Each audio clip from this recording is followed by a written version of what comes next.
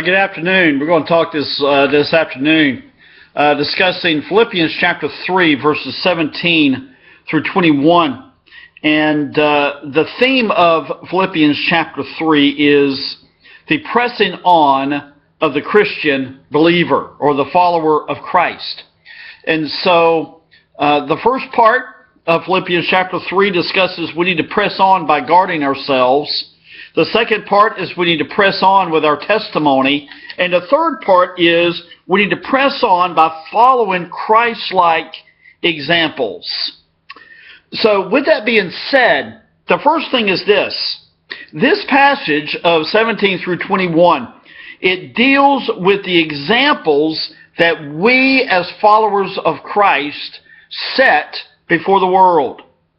Our testimony influences everyone that we come in contact with. That could be our family, our friends, our co-workers, our neighbors, our church, and people that we interact with on a daily basis. It could be that person at the drive-thru window at McDonald's. It could be that cashier checking us out at Walmart. It could be that customer that is in the gas pumps next to us at the gas pumps. So our testimony is something that we must guard.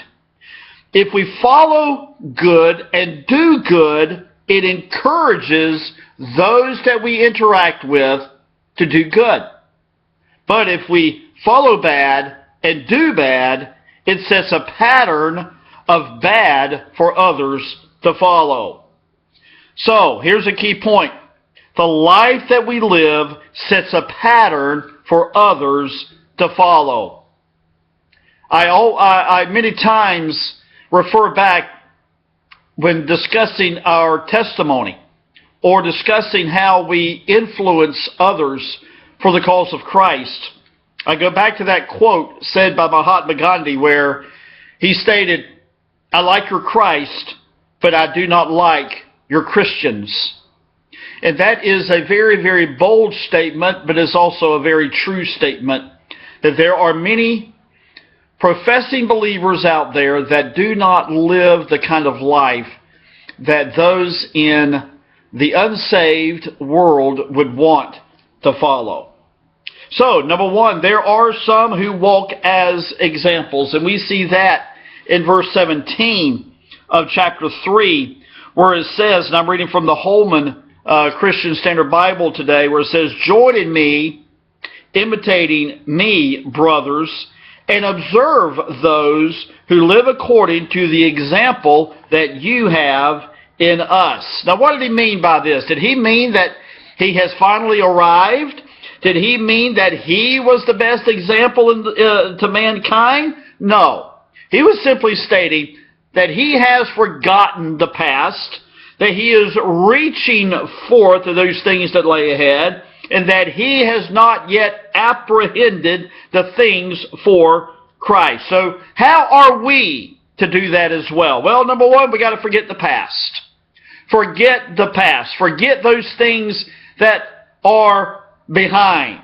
Secondly, we need to reach forth. Reach forth for the cross. Reach forth in repenting and believing the gospel. And thirdly, we need to press on. Press on in our testimony. What does the word example mean? It means simply to make an imprint or a mark. To make a mark by a severe blow.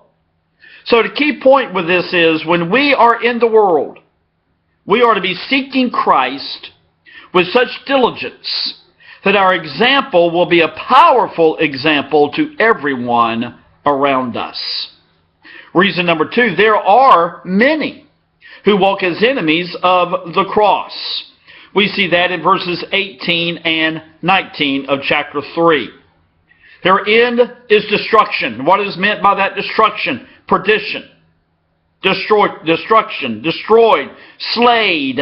They are condemned to a worthless existence. Their God is their belly.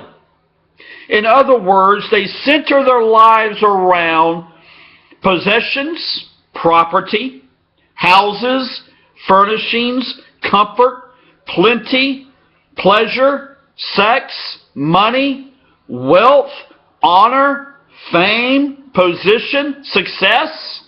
We could go on and on. But their glory is their shame. They glory in all of these things. And what does it bring back to them? It brings back to them shame.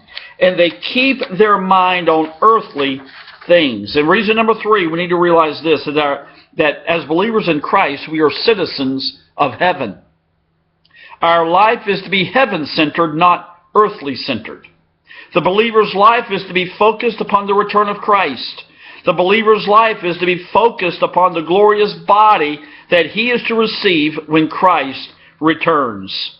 3 applications. Number 1, we need to watch our example because eyes are watching. Number 2, we need to weep and pray for the enemies of Christ, of the cross, that they will embrace the gospel. Thirdly, keep our sights upon the return of Christ.